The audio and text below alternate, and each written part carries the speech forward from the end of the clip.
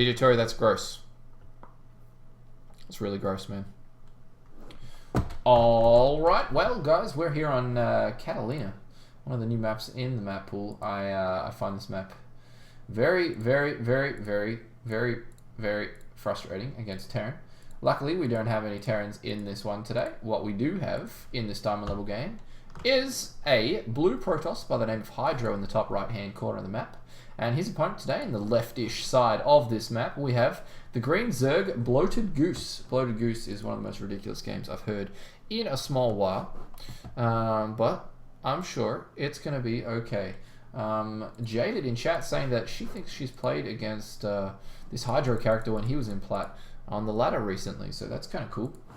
And she lost to him, so that's a good sign for Hydro, man. This is going to be a PVZ. PVZ is going to be interesting. Hydro is saying that he's going to be trying a new build because he hasn't versed a Zerg in ages. Well, this is going to be interesting because BloatedGoose is saying that his ZVP is really bad, but this is a diamond level game, guys, so we can expect a certain level of skill from these guys, and I think it's going to be kind of interesting.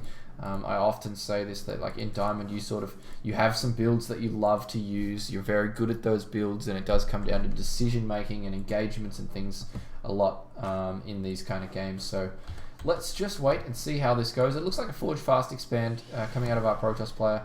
I say that just because the pylon, his first pylon, is down here at the natural as part of the wall, but actually it could be a Gateway Expand still, because it's such a...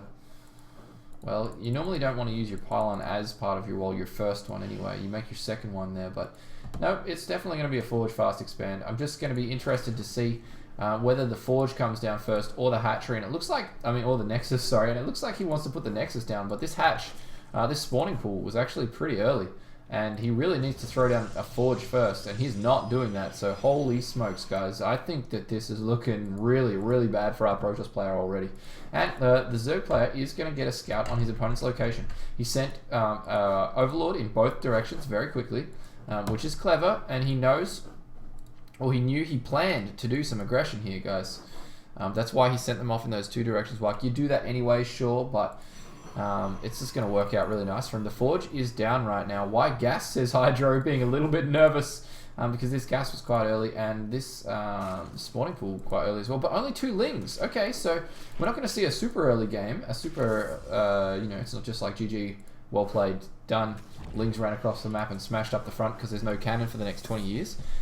Because 6 Lings, to be honest, right now would do a ton of damage. The wall is okay, but there was no cannon. There's no attacking unit available for ages, so he probably would have been able to kill off at least one of these pylons. Unfortunately, unfortunately for the Zerg, maybe fortunately, that's not what we're seeing. We are seeing Metabolic Boost come out really, really quickly,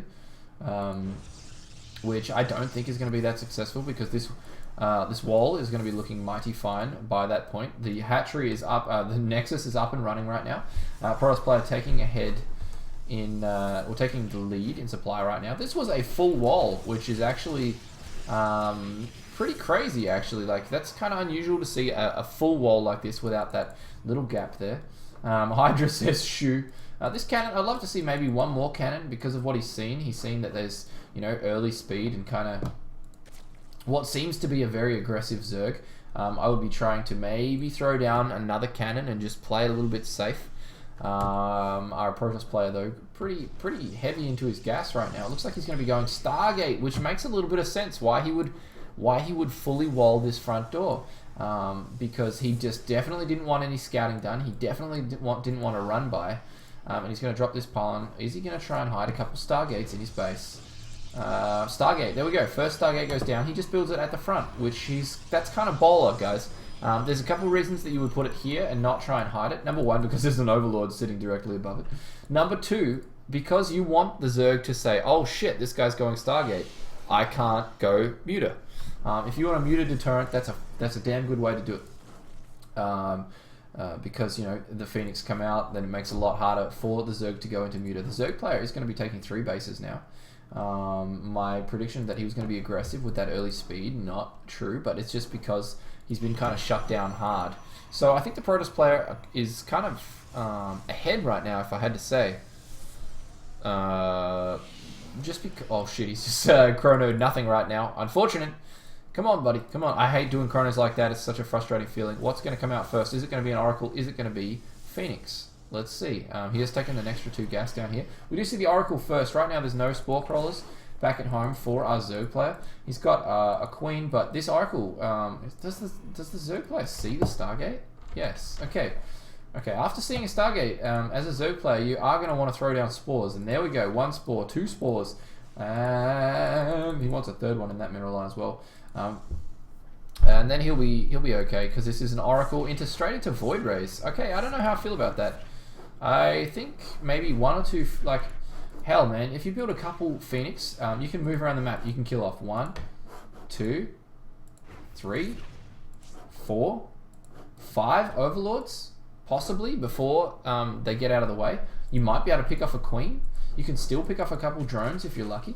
Whereas an Oracle that's scouted, if you build it here, if you hid your Stargate and you went Oracle first, that's nice. But if you can't do it, then, like, if you don't get away with hiding it, then I think that Phoenix are nice. Here comes the Oracle. It's going to be shut down pretty hard by the Queen and the Spore Crawler. Oh, is he paying attention?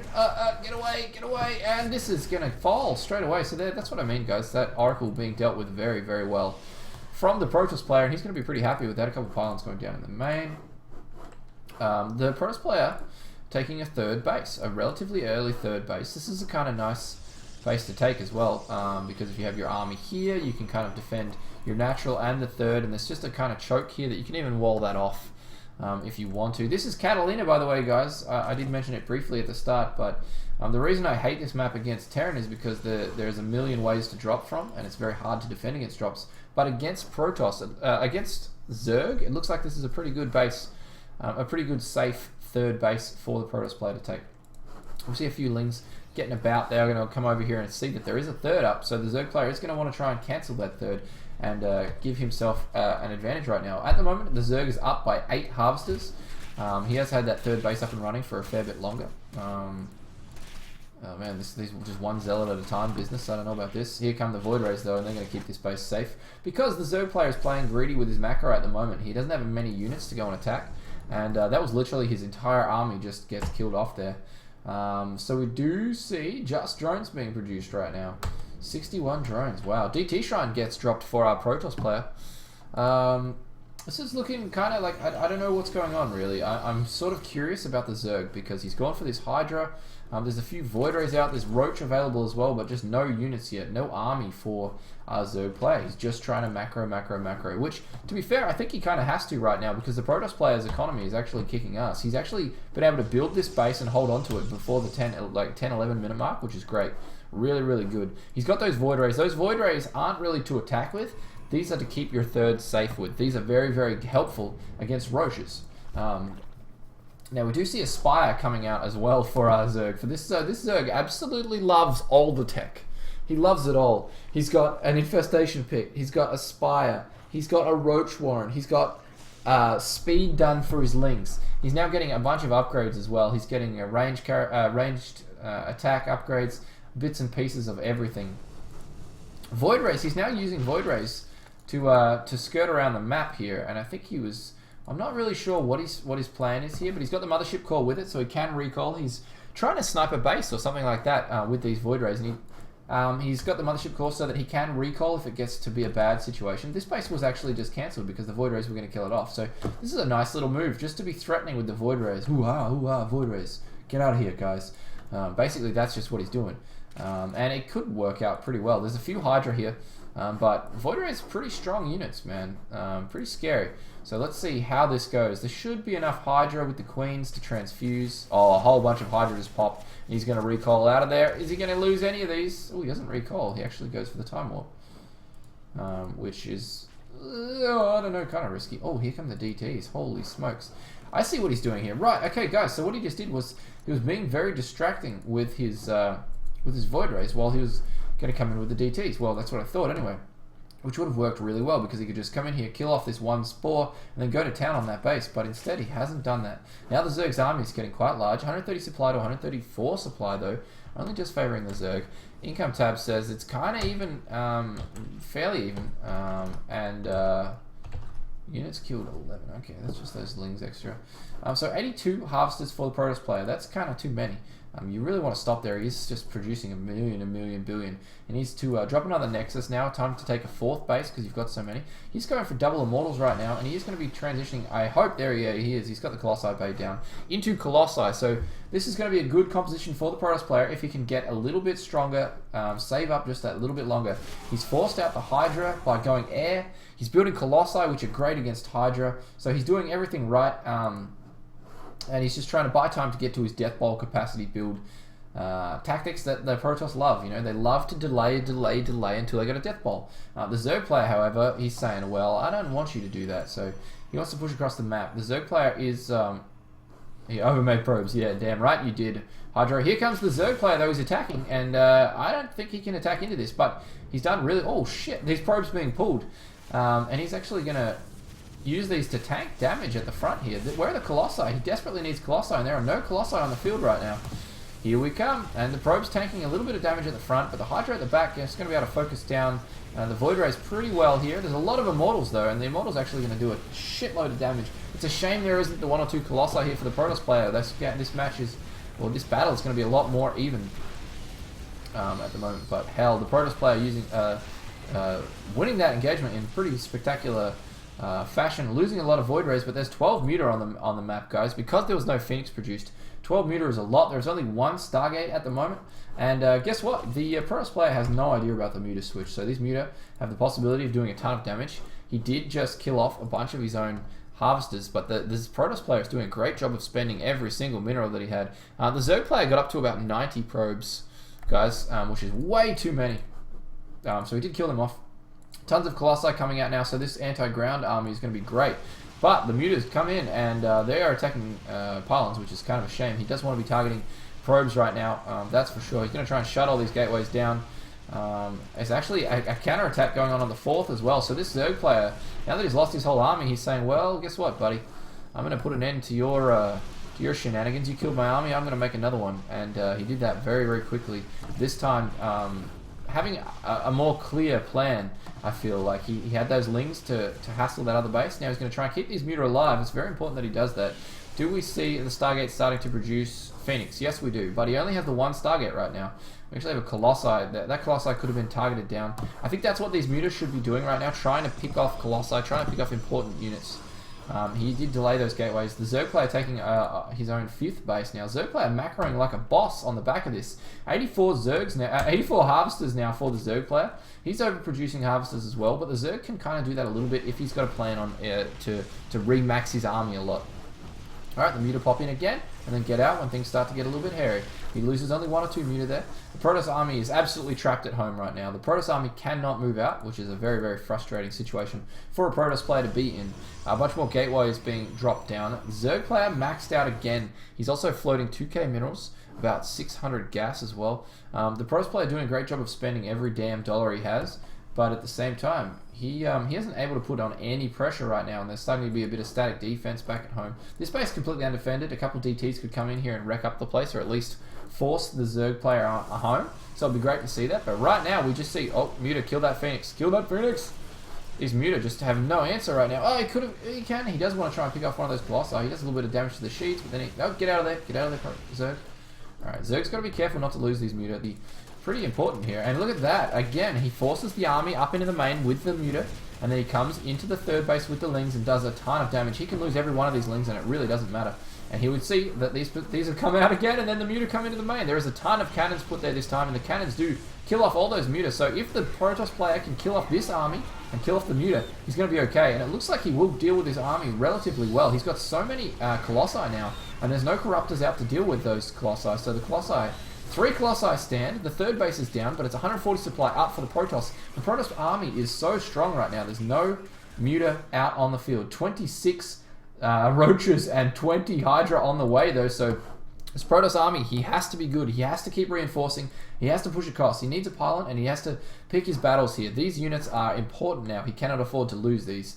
But at the same time, the Zerg's maxed out again, and we are going to see this engagement come about. Like, we need this Protoss player, this is what he needs to do. Picking off these units when the Zerg isn't ready for it. Once these units all get together, it's going to be okay. Look, I think right now the Protoss' army is so strong. He's only got +1 attack, though, compared to the really, really good upgrades of the Zerg. So I don't know if he can engage into this. The problem right now is that the Zerg's overproduced harvesters. He's at 87 harvesters, so his army is not going to be as strong as it should be, because it's always going to be inferior in supply. Oh, don't lose that. Don't lose that.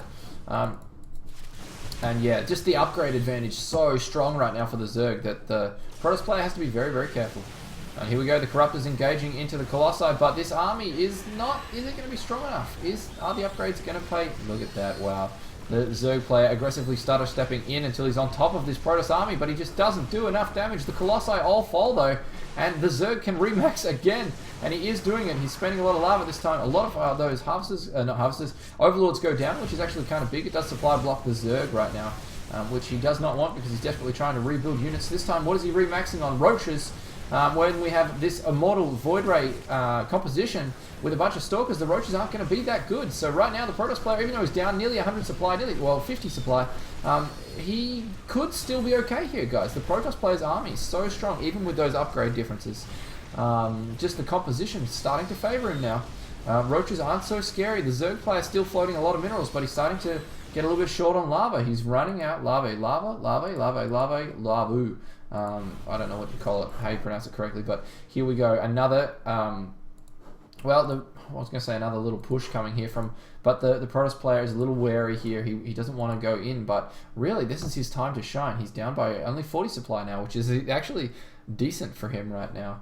Maxing on those Roaches was just not a good plan, I think. So let's see how this goes. Hey, Thesaurus Rex in chat. Hey, buddy. Nice to see you in. Alright, here we go. More Roaches, he's decided. More Roaches, only 4 Hydra. With these Void Rays, with these Immortals, are the Roaches going to be enough? He should be using the Phoenix to just lift these, or at least snipe out these Overseers. The Roaches this time are targeting down all the Immortals, which is a great decision from our Zerg player. These upgrades, I think, are the only reason the Zerg player is winning this game, because the Protoss player now, 70 supply to 137 supply. He's still only on 3 bases. He can't afford to build the things he wants to build. He's mined out his main, so he's actually only mining from 2 bases right now. The income tab says it's 50 harvesters to 67. But, well, he doesn't have an army, basically. He's got a few Stalkers. He keeps building Stalkers. Stalkers. And guess what? Stalkers are not good, in general, at mostly anything. Stalkers are what you get, and you're like, well, I needed some units, so I built Stalkers. I needed some units in a real hurry, so I built some Stalkers. Unless he can force the Zerg home with those Stalkers by some cute little, jumping around the place, blink micro that keeps the Zerg back at home, then he's in a lot of trouble. Alright, we do have another Archon being formed. There are Templar out on the field now, but is Storm researched? Nope. Storm is not researched. So Storm, against the Roaches, not that great. Against the Hydra, pretty damn great. Oh no, the Protoss player's army is out of position right now. The Zerg says, I'm going for it then, buddy. I'm going for it. And the Protoss player, I don't think he can engage this army. 168 supply to 108 supply right now. The composition, good from the Zerg here. He's got so many Hydra that he can just pick off all of those Void Rays, and without the Void Rays, all you've got is Stalkers. Stalkers, man. Stalkers are like, well, Stalkers versus Roaches, not so good. Stalkers versus Hydra, not so good. Stalkers versus, well, that's all there is. So, geez, that's it, man. Once this one Void Ray goes out, that Void Ray is doing all the DPS right now. +2 attack does finish up for the Protoss player, though, so that's nice. But he's down 100 supply right now, and his army is 4 Stalkers. A lot of the structures that he was using to produce units from, the Stargate falls, a couple gateways falls, the Forge falls. So much micro forgot up, says Hydro, and Hydro knows that cost him a lot to be so far behind in upgrades. So GG to our players. That was a great diamond level game. That was a kind of exciting game, a lot of back and forth, and definitely a lot of fights in that game, a lot of combat. So well played to BloatedGoose, well played to Hydro, and well done with the victory there, BloatedGoose. Thank you guys.